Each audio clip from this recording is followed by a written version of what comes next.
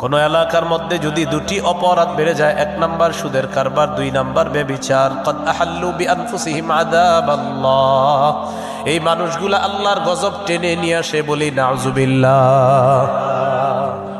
এই জন্য এলাকার যারা সুদখোর আছে তাদের কাছে যাবেন, পায়ে ধরে বলবেন, ভাই তুমি সুদের কারবার ছেড়ে দাও, কারণ তোমার কারণে গজব আসলে আমরা ভালো মানুষগুলাও গজবের মধ্যে পড়ব। যদি সুদের কারবার ছেড়ে না দাও, এলাকা ছেড়ে দাও। এলাকা ছেড়ে দিবে? হ্যাঁ, আরে বলেন, এলাকা ছাড়বে? যে সুদ খায় ওর কারণে আপনাদের ভালো মানুষের উপরে গজব আসে, ধরে গিয়ে বলবেন সুদের কারবার ছাড়ো অথবা এলাকা ছাড়ো। কি ঠিক? এলাকা ছাড়া ঠিক? তো হে তো আরেক এলাকায় গিয়ে সুদ খাবে, ওই এলাকা তো গজব আসবে।